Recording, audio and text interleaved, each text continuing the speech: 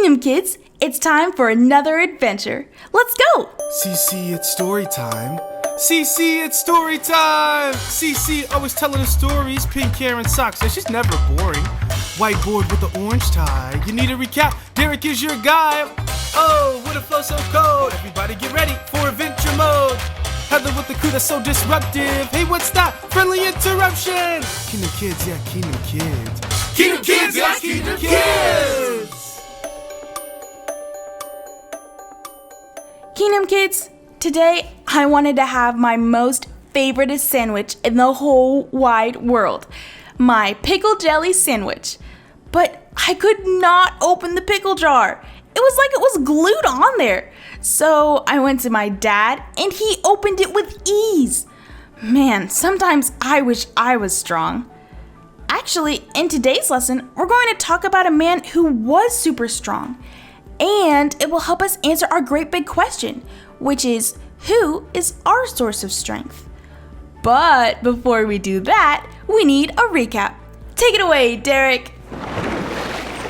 Once again, the Israelites disobeyed God and fell into the hands of the Midians. The Israelites cried out to God, and he heard them. And an angel spoke to a man named Gideon and said, "Go and save Israel out of the Midians' hands. The Lord is sending you." So Gideon gathered the men together for his army and prepared for war. But the Lord told Gideon he had too many men.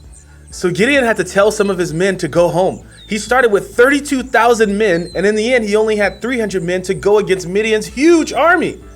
During the night, Gideon took his army, gave them all trumpets and empty jars with torches inside, and crept up and surrounded the camp of sleeping Midianites. On Gideon's signal, all of the men blew their horns and threw jars on the ground. The Midianites woke up in confusion. The Israelites chased the Midianites away and won the battle. Woo! What a story. Anyways, back to you, Cece. Whoa! Only 300 people to fight against the Moabites' huge army? That sounds crazy. It almost reminds me of the time when my cat got stuck in his...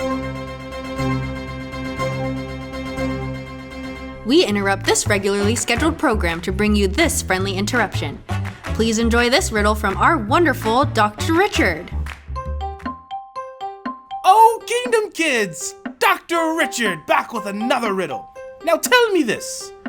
What invention lets you see through walls?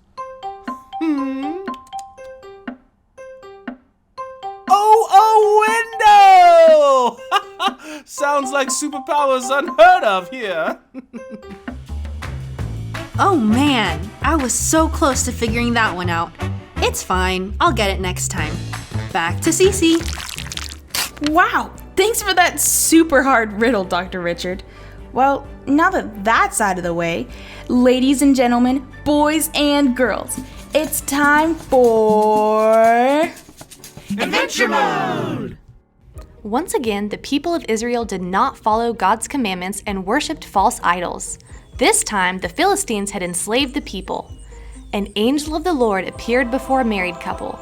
It told them that they were to have a baby and he would grow to be very strong. Do not shave the boy's head.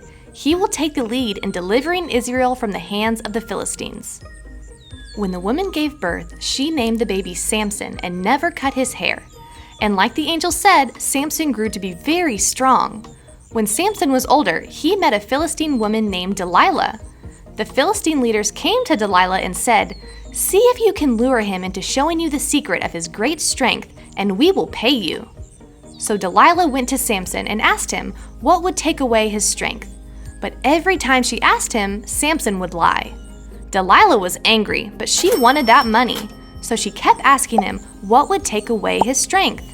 Finally, Samson told Delilah, "No razor has ever been used on my head. If my head were shaved, my strength would leave me and I would become as weak as any other man." So while Samson was sleeping, Delilah went and shaved his head. When she woke him, his strength was gone and the Philistines overpowered him. Samson was sent to prison and they blinded him. However, slowly but surely, his hair started to grow back. One day, the Philistines had a feast to celebrate their false god Dagon. They decided to bring out Samson in chains to laugh at him. Samson was set between two pillars and asked the boy who led him out to place either hand on the pillars. Samson cried out to God, "Sovereign Lord, remember me. Please, God, strengthen me just once more." Samson pushed with all his might on the pillars, and the temple came tumbling down. And that's what we learned on Adventure Mode! Wow, Samson was super strong. I bet he doesn't have any problems opening pickle jars. But now that I think about it, Samson's strength didn't come from his hair. It came from God. Before Samson was even born, God sent an angel to his parents to tell him of his coming destiny. The reason he lost his strength when they cut his hair is because he disobeyed God. God specifically told him not to cut his hair, and as a consequence, he lost his power. But it wasn't his hair that brought back his power. Samson prayed and asked God for his strength back just one more time, and it was God who gave it back to him. So to answer our question, who is the source of our strength, the answer is God. God gives us the strength to do the impossible, so we can always turn to Him. Thanks for helping me answer my great big question, Kingdom Kids. I'll see you next time.